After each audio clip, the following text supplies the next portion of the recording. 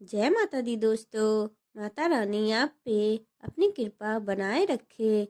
जानिए शीश दानी खाटू श्याम जी की पूरी कहानी। क्यों कहा जाता है उन्हें कलयुग का अवतार? बाबा श्याम को कलयुग का अवतार माना जाता है। श्याम को हारे का सहारा भी कहा जाता है। हर साल लाखों भक्त बाबा श्याम के दरबार में शीश नवाने के लिए आते हैं। लेकिन क्या आपको पता है कि बाबा श्याम कौन है और खाटू श्याम जी में ही बाबा श्याम मंदिर क्यों बना है जो संपूर्ण विश्व में प्रसिद्ध है? श्री कृष्ण की कृपा से बारबरिक बने श्याम महाभारत में वर्णित है कि भीम के पुत्र घटोचक थे। उन्हीं के पुत्र थे बारबरिक। बारबरिक देवी माँ के भक्त थे। बारबरिक की तपस्या व भक्ति से प्रसन्न होकर देवी माँ ने उन्हें 3 तीर दिए थे, जिनमें से एक तीर वे संपूर्ण पृथ्वी का विनाश कर सकता था। ऐसे में जब महाभारत का युद्ध चल रहा था तो बारबरिक ने अपनी माता डिम्बिया से युद्ध लड़ने की पेशकश की।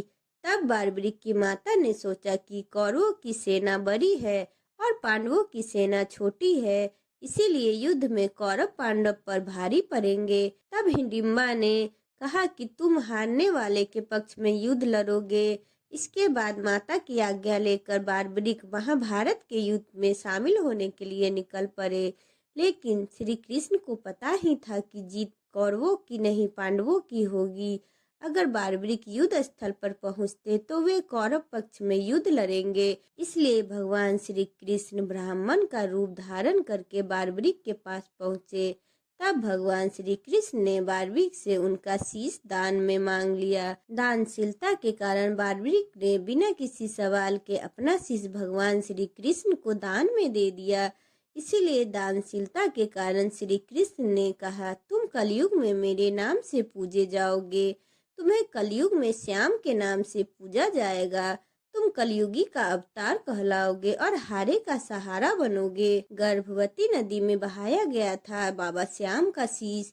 घटोचक के पुत्र बारबरिक ने जब भगवान श्री कृष्ण को अपना शीश दान में दिया तो बारबरिक ने महाभारत का युद्ध देखने की इच्छा जताई। तब श्री कृष्ण ने बारबरिक के शीश को ऊंचाई वाली जगह पर रख दिया।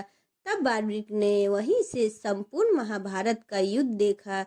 युद्ध समाप्ति के बाद भगवान श्री कृष्ण ने बारबरिक के शीश को गर्भवती नदी में बहा दिया। ऐसे में गर्भवती नदी से बारबरिक यानी बाबा श्याम का शीश बहकर खाटू, उस समय उसे खाटू नाग नगरी कहा जाता था। बता दे कि खाटू जी में गर्भवती नदी 1974 में लुप्त हो गई थी। श्याम कुंड में मिला था बाबा श्याम का शीश। स्थानीय लोगों के अनुसार पीपल के पेड़ के पास रोज एक गाय अपने आप दूध देती थी। ऐसे में लोगों को हैरानी हुई तो उन्होंने उसे जगह खुदाई करवा दी। खुदाई करवाई तो बाबा श्याम का शीश निकला।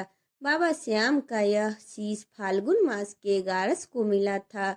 इसीलिए बाबा श्याम का जन्मोत्सव भी फाल्गुन मास की 11 को ही मनाया जाता है। खुदाई के बाद ग्रामीणों ने बाबा श्याम का शीश चौहान वंश की नर्मदा देवी को सौंप दिया।